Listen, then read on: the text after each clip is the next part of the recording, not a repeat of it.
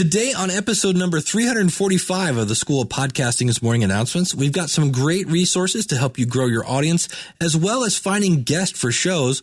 We have an interview with a couple who say podcasting helps save their marriage, and I want to get serious about the podcasting patent issue because it's time to take some action. Hit it, ladies. The School of Podcasting with Dave Jackson. Podcasting since 2005 and bringing my 20 plus years of training skills to the microphone. I am your personal podcast coach, Dave Jackson. Thanking you so much for tuning in. If you're new to the show, this is the original podcast about podcasting, and this is where we talk about all things podcasting, from planning to recording to production to promotion and all points in between, because there is one place on the internet, one place that has everything you need if you want to start a podcast, and that is schoolofpodcasting.com. If you'd like to connect with me, I would love to hear your thoughts, get you on the show. It's super easy. You can email me, dave@schoolofpodcasting.com. My voicemail is 888-563-3228, courtesy of podcastvoicemail.com. Or if you go out to our website, there's a leave voicemail button on the left-hand side as we speak on the website there. And lastly, you can always leave a comment out at our website, which is schoolofpodcasting.com. And I'm going to jump into this whole thing about the patent trolls. I talked about this a couple episodes ago, and I said, basically Adam Carolla and a couple other big podcasters were getting sued. And I said, it's kind of going to end up in court. Maybe we'll have to see what we can do. But really, at that point, there was nothing that we could do, kind of out of our hands. Well, now there is something you can do, and as much as I'm kind of a, sarcastic, fun-loving kind of guy, this is something I'm really serious about. So if I can kind of have your attention, here's some things about this. And what's going on is basically somebody is saying, I own a patent, for lack of a better phrase, to podcasting. And he's suing these people. He's suing the big podcasters. And as little podcasters, we're kind of like, well, as long as they're not coming after us, well, they're going after more and more and more people. And we affectionately refer to them as patent trolls because they didn't really design anything. They just go after a patent and say they design stuff and things like that. So here's the fun thing. In 2011, patent trolls directly cost companies at least $29 billion. The damage to the economy as a whole has been estimated at close to $100 billion a year. Now, the reason for this is because companies have to basically go to court to protect themselves. They're like, wait a minute, hold on. I didn't infringe on your patent. And it's amazing that these trolls take people to court and they only win 9.2% of the time. And the one that's going on now is the one where the guy sued Apple and actually won, I think, $8 million. So if you only win 9% of the time, but you win $8 million, that's what keeps them going, right? So this guy has now decided to go after individual podcasters. And we're not going to go into all the details, but here's the bottom line. Okay? Patent trolls are bad. Let's just, bottom line it. Patent trolls are bad. And two representatives of Congress, basically Representative Peter DeFazio, and who's a Democrat from Oregon, and Representative Jason, I'm going to call it Chaffetz, Chaffetz, who's a Republican from Utah. They just introduced this legislation. And the idea is to make life harder for patent trolls. And the bill is called the SHIELD Act. And it would require patent trolls who just willy-nilly, you can just sue anybody. If you lose, oh, sorry, didn't mean to make you spend, thousands of dollars. I once worked for a company and we got sued by somebody. We, quote, won our lawsuit, but it cost us $250,000. Okay. So what would this require is that patent trolls, in the event they lose, and again, they lose roughly, 91% of the time. If they lose, they would have to pay the people that they sued. They would have to pay their fees. And we basically, the patent troll business has got to go out of business. And in this case, the company is called Personal Audio that is suing the high-ranked podcasters at this point. We didn't make it so that it's less attractive, so that there is a penalty for frivolous lawsuits. I think they should put this for everybody. Look, if you want to take somebody to court, fine. If you lose, you got to pay their bill. I think that would drastically reduce all lawsuits. So here's what, and I said back then, really, there wasn't much for us to do. So let's jump off that bridge when we get to it. Well, it's time to jump off the bridge. And here's what you can do. Go to EFF.org/shield. And what that does is it gets you in contact with your representative, and it pre-writes an email that all you have to basically do is send, and off it goes. It takes all of about maybe 2 minutes, if that. And if you're a U.S. citizen, I highly, highly, highly beg you to do this. EFF.org/shield. I will put a link to this out in the show notes. Go to schoolofpodcasting.com/345. It's schoolofpodcasting.com/345. And everything we talk about today, you can find links and information at that address. Speaking of serious subjects, here's a clip from episode 5 of the new podcast that I launched with my wife called Healing Our Marriage. Check this out. So I was so upset that on top of everything else that's been going on, that was kind of the straw that broke the camel's back, and I went down to the courthouse and filed for divorce. And that is an unscripted conversation between my wife and I. If you want to eavesdrop on that, you have to listen to the end of the episode to hear how that turns out. It's kind of an interesting twist of fate in my life and my wife's life, and we're kind of documenting it. When I started that podcast, can I just honestly say I didn't think that was going to be how this podcast went. But it's over at healingourmarriage.com/5 if you want to listen to that episode. All right, well, on the podcast, I've been spotlighting different, what we're calling podcast success stories. And a lot of times people think it's, retiring from your day job. That was the big thing in 2005. Let's all quit our day jobs. And I've always explained there are more ways to benefit than the good old almighty dollar. And I came across Trinity Wilds and David Shear, and they have a unique story on how podcasting, can we just say, is saving your marriage, guys? Sure. Yep. Excellent. Well, thanks for my life in general. Okay, well, first of all, thanks for coming on the show with absolutely zero notice. That's a beautiful thing. Absolutely, and using audio equipment in a way we have not yet. So I'm psyched it's actually working. We learned a little something here. That's right. We're making it up as we go along. And just, I don't want to get too much into your business, but let's just say that, early 2012, your marriage was not going in a positive direction. Is that a fair assessment? Definitely. Okay. So, and you were kind of thinking, you actually started thinking, maybe this was a mistake, and it just things were, it was a serious issue. We'll just leave it at that. How's that? Yeah, it was more I fell off the bandwagon, or as I like to say, they talk about the hamster wheel in the daily grind. That thing just threw me right off, and I broke my leg in the process. So it was in a moment of crisis after building a strong career, and everything kind of came crashing down, and the strong mental health worker I was, I still went crazy. Oh, there you go. And so, yeah, there were just many different pressures coming at you from all different directions. And so, like many people, things, start to crack sometimes under pressure. And so tell us now, you somewhere in the midst of all that stress and anxiety, how did you come up with the idea of a podcast? Well, I think it was in probably January.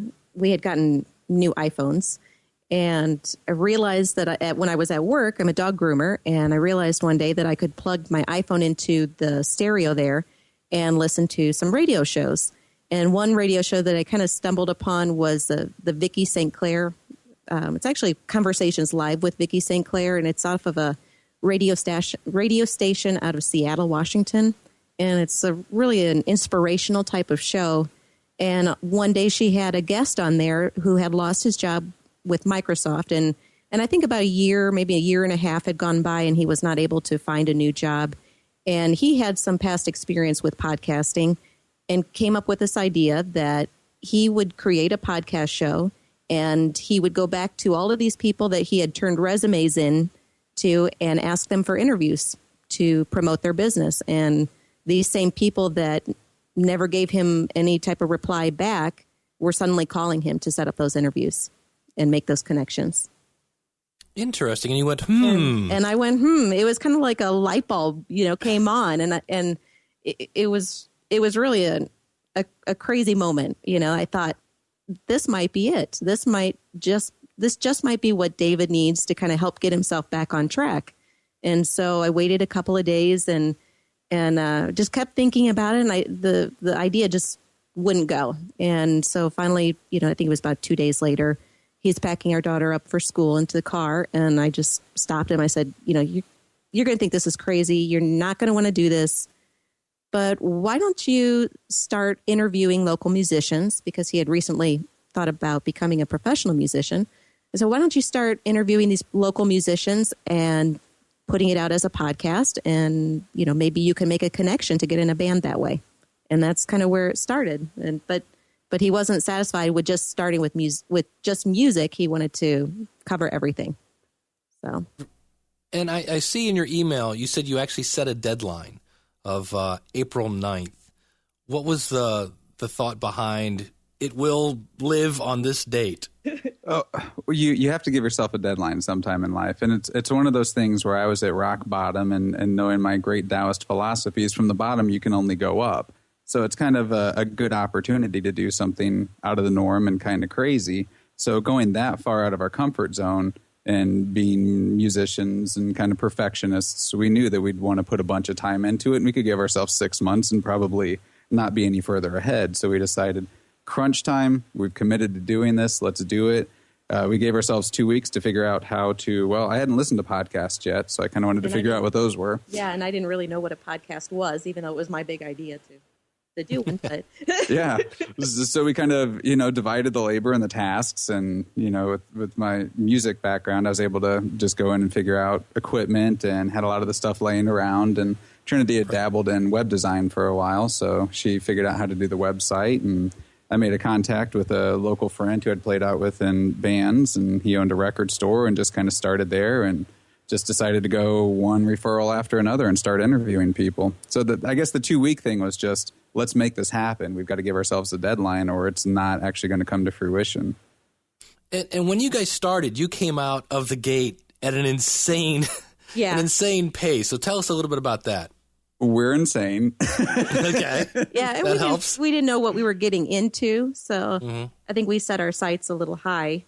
But yeah, we went live with our site on April 9th. That was 2 weeks later with, I think it was 12 interviews. Yeah, and part of it was, it's the theory of this thing is, money was tight and we needed to make something happen, and I was looking to get into another job, and I really wanted to do something other than just what I had been doing. I was kind of burnt by that career, put a lot of work into it, and wanted to do something more creative. So we knew if this thing was going to happen, we needed to get the ball rolling quick. So we wanted to have good content. We wanted to build it. And I know all things have a learning curve. So the more you do, the faster you get through that learning curve was kind of part of the thought process. So it really was crash and burn and do it quick so we can get somewhere, hopefully in a good time frame. Yeah, so we started out doing 3 shows a week, and these were about, I don't know, what were they, 45 1 hour shows?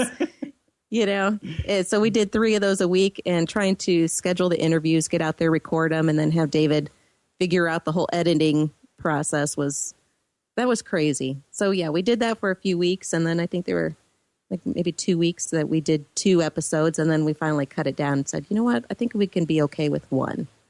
And at this point, our format was entirely different. It was literally just I start off the podcast with the interview. And since then, we've done where we kind of do an intro to it and talk about what's going on. And we have other features for the show. But in the beginning, it was just the interview. So it's been a really neat learning process.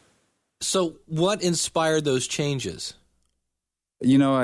I always say necessity is the mother of all invention. It really was. I was down and out, and I don't know that I could have fallen much further. Of course you can, but at a point like that, when all these options are equal, it's a great opportunity to do something incredible. I've always been interested in my hometown. I've always been interested in upstart businesses, the arts, all those types of things, and really wanted to do something exceptional for myself and for my city. And also just looking at it as a mental health worker, what could be better to get me out of the slump than making all these good, positive connections with all these people doing good works and good things in my city. So part of it was self-healing. Part of it was just, we've always been go-getters. We've always had our sights set on big things and done big projects. And I was still dealing with pain from the leg, so I didn't know how much physical work I'd be able to do, and was kind of burnt from the career that had kind of bit me in the tail. So I really wanted to do something amazing and something big, and this was an opportunity to do something. And it's one of those things where I like to do something I haven't done before. So it was such a crazy idea and so far out of my world that it seemed like the perfect thing for me to do. Yeah, and the changes with the show as far as the format, it just kind of gradually evolved as we did the interviews and kind of, felt like, okay, yeah, these interviews are great, but it was too dense. It started out, just the interview, and that was a little dense just to listen to, let's say, 45-minute long interview. So we thought, okay, well, we need to add a little bit of something to kind of soften this up a little bit, make it a little bit more relaxed. And so then, we found ourselves wanting to try and get out a little bit more. And so that's when we added in the out and about section, which was our one featured outing for the week. And so that was really created just to force us to get out and do something. And the goal was really to go out and experience something new that we hadn't done or something that we had taken for granted. And then later we added our worth checking out section, which really features more of like online content or a local organization, so that way we can kind of highlight more of the good things in the area without having to just limit it to the one featured interview. There you go. And you have a built-in date night now, right? Yes, basically. we do.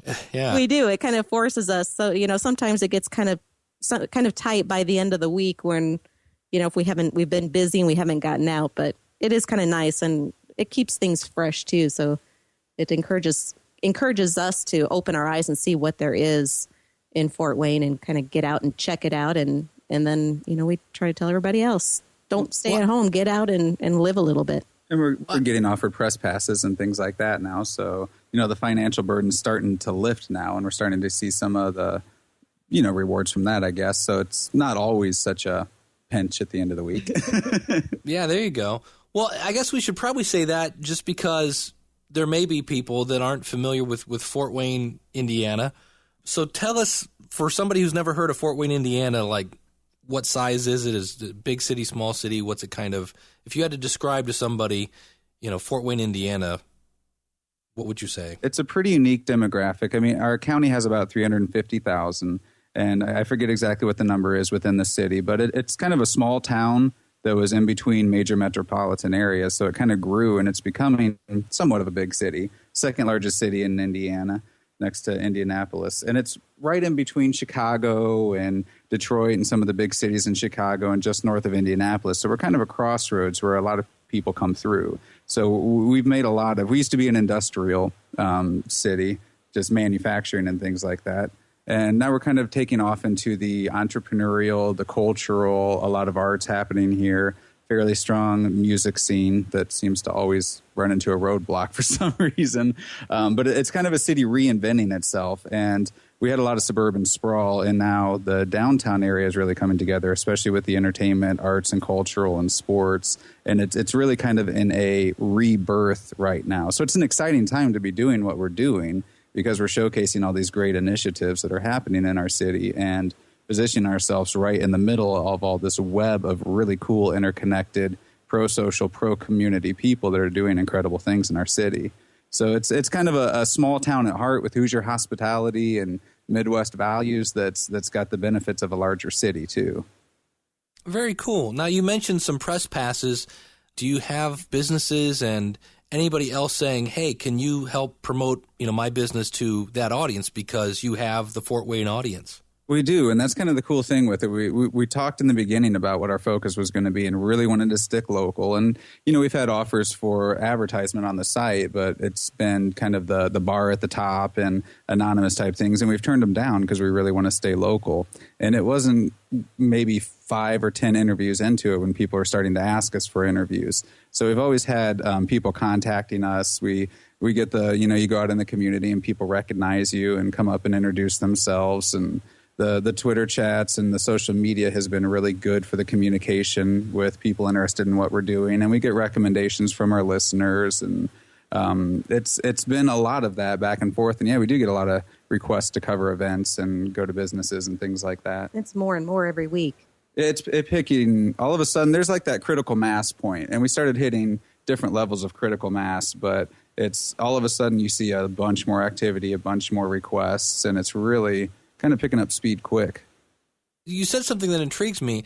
How are people recognizing you in public? Do you have pictures of yourself on your website as well? And we do, but it's an interconnected city, and there's a lot of, I don't want to say the movers and shakers, but people doing things in the community get to talking and they describe us, and some people recognize us from the website. We've been asked we have a local TEDx here, the TED Talks, and we have a local one, and we've been asked, because we're kind of interviewing a bunch of who's who in the area, so we've been asked to choose the speakers for that. So some people have recognized us from that and connected it with the pod site. Yeah, Twitter and Facebook. We put photos up there, and we make the personal connection. We don't just keep it Fort Wayne Speaks. We have our own personal accounts, and we try to connect with people on the personal side, too. And those have a profile pic, so people see us through that. And I always joke, it's kind of funny for us because we've never wanted fame in any sort whatsoever. We've always been kind of shy people. Yeah, we like our private lives, but it's comfortable because what we're doing is such a positive thing, and I don't mind it so much. It's more like meeting a friend that you haven't met yet, or kind of like that person that you chat with online all the time, and then you finally see him face to face. Exactly, and they go, "Wow, you sounded taller." Well, one thing that we do especially with our Twitter followers, is that when they follow us, we will send a tweet back to them asking what their interests are. And then we suggest shows. Yeah, so we take that and then we suggest shows to them that they would be interested in. So, when it does come down to actually meeting them face to face, we already have some idea of what they're into. And that's been a powerful way to connect. I've really been surprised with the quality of conversations we've started with that. And it's one of those things where here in Fort Wayne, we're local based, so those online conversations become physical world conversations. What other ways are you coming up with show ideas? In the community, we'll go out to events and people will come up and say, "Hey, you guys with Fort Wayne Speaks?" Yeah, and we'll start chatting and they'll have some ideas. Every time we interview somebody, we ask them for referrals and people that they think that would be good. It's interesting, here in Fort Wayne, Twitter has a lot more, on the business side, a lot more activity. A lot of people say that Fort Wayne is a Twitter city. And we get a lot of the suggestions through that. And then just friends and family bring them to us. And just kind of, we're always talking about it. So we're always getting good ideas wherever we go. Any advice for somebody who's thinking about starting a podcast? Yeah, latch on to somebody that's doing it and just do it. Just go with it. It's not really as scary as you think. It doesn't matter if you don't have many listeners in the beginning. If you go back and listen to my first episode, it is horrible. They were pretty rough for a while. I didn't know what I was doing. There was insecurities. There was some lack of skill stuff. And I don't mind that a bit. I put it out there for people to go listen to because they can see how far that we've come and being able to do this in our skills. So I would say for people starting out, start listening to, like, your show's great for a lot of the how-tos, and you've taught us a lot, and just keep listening to those episodes. Go through and find the ones that are talking about the subject you want to. Give yourself a deadline. Get your technology underway, which doesn't have to be anything complicated, and just start recording. Maybe record an episode or two, play them back to yourself, play them for a few friends, and kind of get some feedback. And then you just have to take that plunge. Yeah, I think the deadline is a must. And don't set it out too far, because that's why we only gave ourselves 2 weeks. Because if we had pushed it out, I don't think we would have been any more prepared. No. And there's, I think most likely we would have given up on the whole idea. Yeah, you run out of that intensity, that sense of urgency of, I got to get this done. But having something out there that's not as good as you want is a different kind of sense of urgency that definitely keeps that motivation going. So it definitely worked in that way. And obviously, if we started off this story explaining how obviously you've got a broken leg, your relationship was kind of going not in a direction you were happy with. Compare that now to today. Well, life is never easy, and it's not always rainbows and butterflies. So there's still struggles, but my leg is healed. Through the podcast, I've been able to get in touch with healthcare practitioners that have basically eliminated my pain at this point. So that's a great thing to be thankful for. As far as the marriage goes, we're out having fun. We're doing good things. We don't have to worry about the stress and the conflict that was there. And we have this big thing that's important to us that we work on together. It's that whole thing of having a greater purpose, and it's something that we're in together, and we're partners in it. And it's just kind of one of those warm, fuzzy moments where we get to challenge each other, provide for each other, do things that make each other proud of each other. And it's been a cool thing to share and to do together as a team. There you go. And you can find that at fortwaynespeaks.com. And we might as well throw one of these in while we got you on the phone. You can each take 2.5. We have a feature on the show called The Last 5 and 5. It's not so much what are your favorite 5 podcasts, but if you can remember, what were the last 5 podcasts that you listened to? Well, and you actually, can cheat and look at your phone if you need to. The School of Podcasting is the last one that I listened to. And before that, it was the podcast Answer Man. There you go. And before that, it would be Vicky St. Clair. I think we listened to The Art of Podcasting before that. Okay. We have a tendency to pick one and we just stick with it. We do. We go through them all. That's 4. We need one more. The Dog Talk Show. Okay, what is the Dog Talk Show about? Dogs. Talking? No, dog. Yeah. Training, dog health. I'm a dog groomer, so that's how I got started in the first place, was putting in a search for dogs, and that's what came up, and that was the very first thing.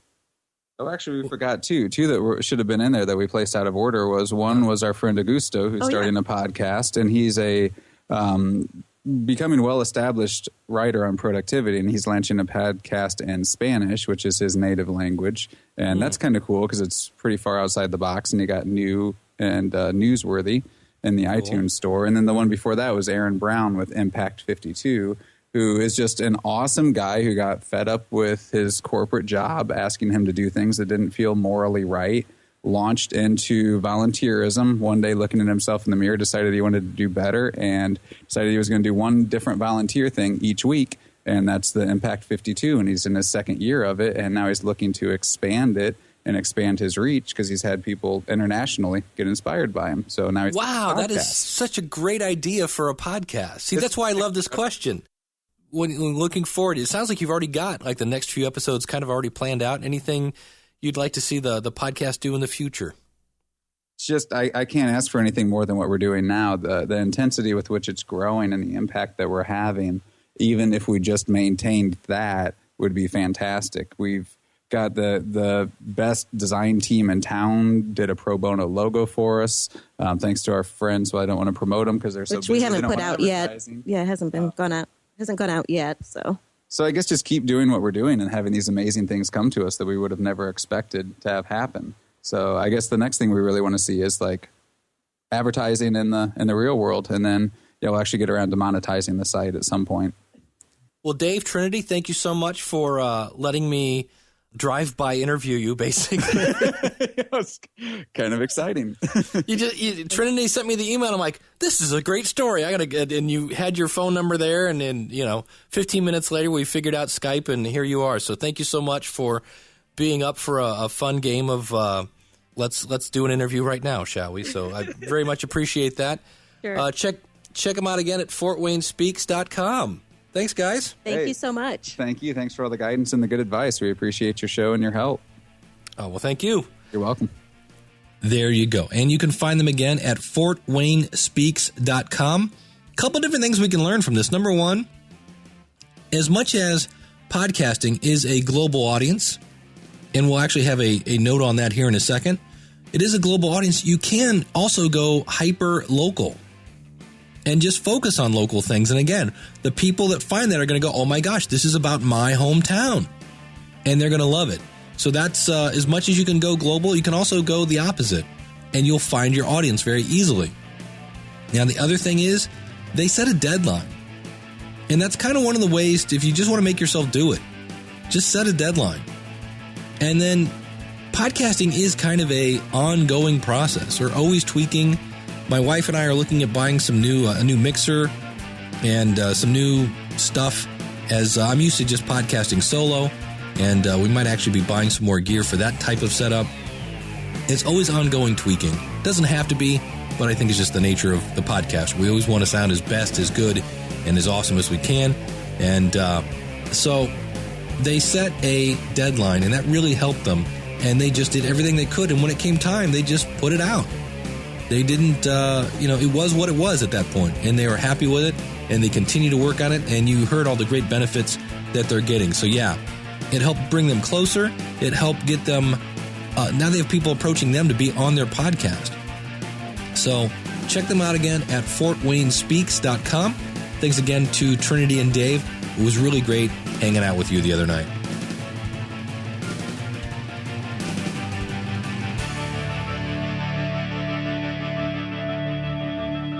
Next up, little update. I talked, probably a couple weeks ago about Auphonic, AUPHONIC.com. And I said it's kind of cool because it's a web-based version of the Levelator software. The Levelator software, again, both these programs basically take, if you interviewed somebody, let's say, or you had something with wildly changing volume levels, it kind of levels things out. And so this is great. So I actually recorded an episode of my Marketing Musician podcast. You can find that at marketingmusician.com. And I did it live and was mixing in some music. And I'm like, you know what? I'm going to use Auphonic for this. So I uploaded my WAV file to the website and said export it as a WAV file, but obviously levelated. And it processed it fairly quickly. And I went to download it, and it says here that it's going to take 1 hour and 3 minutes to download it. And I'm on a high-speed internet, and so I'm going to assume this is their server.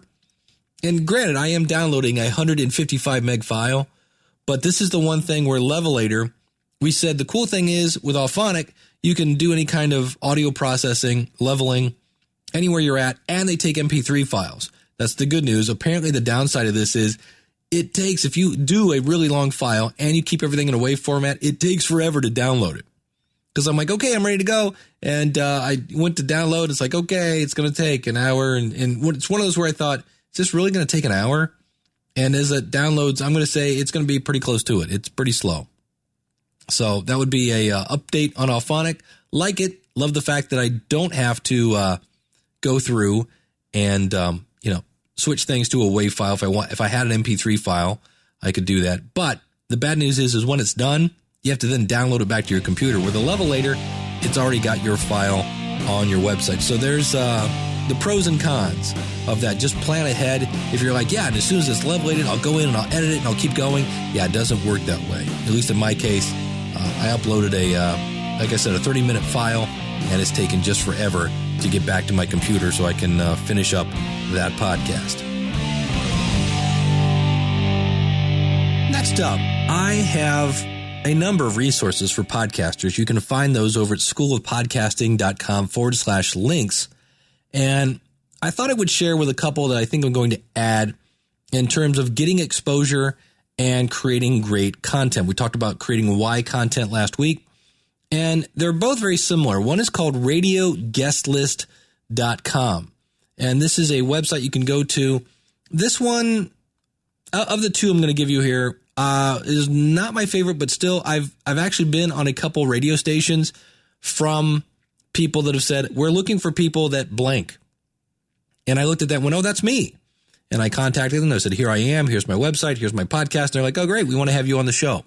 So I've actually been interviewed on the radio using radioguestlist.com. Now, I've also been interviewed on other people's podcasts. And if you want to interview me on your podcast, just send an email, dave@schoolofpodcasting.com. I love to talk podcasting. I love to talk anything. I love to talk, obviously. And so that's one. Now, they do say when you submit to Radio Guest List to please break details of your guest request into bullet points so they can easily publish your listing. All questions must be answered so we can publish a good guest request for you. So they have a form here, and they want to know What kind of guest or experts do you want to interview? What kind of audience demographics for your show? Audience size for your show? And then is it a broadcast radio show, satellite, cable, video, internet radio show? That would be a reported podcast. All those. And then your broadcast schedule, the format and network if applicable. Booking contact for interview. That would probably be you. And your email address, your show website. And then if it's a traditional radio TV broadcast, what city, state does your show reach? And then it goes into categories. So again, this makes it easy. You want people to say, oh, this is what I'm getting involved with. Because why waste your time? If you don't give good information there, you're going to get guests that don't really apply to you. So it says if your request looks legit, your submission will be posted on the on radioguestlist.com in approximately 1 to 2 weeks after you receive confirmation that you've been added to our show's host email list. And it's going to remain on the site for 30 to 60 days before being deleted to make room for new guest requests. And your call for guests will also be emailed to our mailing list of experts to help find you the guest experts you need. And it actually looks free. It says you can post up to once per month.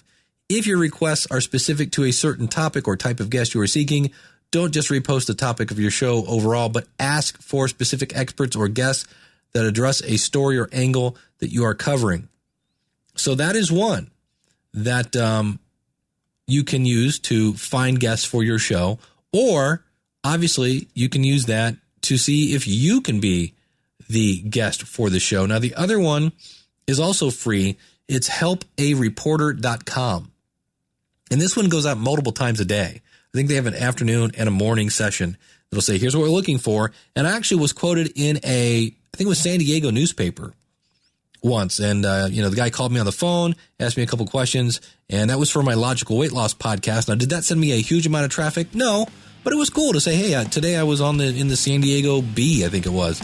And it didn't cost me a dime, and it was free exposure. So, again, those are at radioguestlist.com and helpareporter.com. And you can find links to all those again by going to our website. Just go to schoolofpodcasting.com/345. And that is going to do it for this episode of the School of Podcasting's morning announcements. Please don't forget to go out to EFF.org/shield. That's SHIELD. And if you live in the U.S., contact your local representative. We want to thank Dave and Trinity from FortWayneSpeaks.com. And we found some cool ways to get guests and be guests. And if you're looking to start a podcast, look, set a deadline, just like Trinity and Dave did, and get going. And I can help you get started. They took a couple weeks. You can sign up for the School of Podcasting, watch all the videos in a matter of days, and be up and going. I've got resources there for great web designers. So if you're looking for artwork for your podcast, if you're looking for insights into WordPress themes, you've got little old me along the way. All you have to do is email me. Sometimes I get on Skype with people. Sometimes we just exchange emails, whatever it takes, whatever is going to get you going in the right direction in less than no time. And so I want to let you know I do have, since you made it all the way to the end of the podcast here, I do have a coupon code. The word is listener, LISTENER, listener. That is a coupon code that you can use to save when you sign up at the School of Podcasting. It's my way of saying thank you for being a listener, and I look forward to working with you. If you'd like to email me again, my email is dave@schoolofpodcasting.com. You can call in your comments, 888-563-3228, or you can leave a comment out at the blog or click on the voicemail button there. So if you're on something like an iPad or an iPhone, things like that, you can actually click that button now. It's actually really, really cool. If you don't have a website yet and you want to start a podcast, please email me with the phrase Quick Start in the subject line, and I'll explain more when I get your email what that means. So thank you so much for tuning in. We'll see you again real soon with an episode of the School of Podcasting's Morning Announcements. Thank you for tuning in. Let me remind you that it's time to start living a life worth podcasting about, and I will see you on the inside. Don't be tardy. And God bless.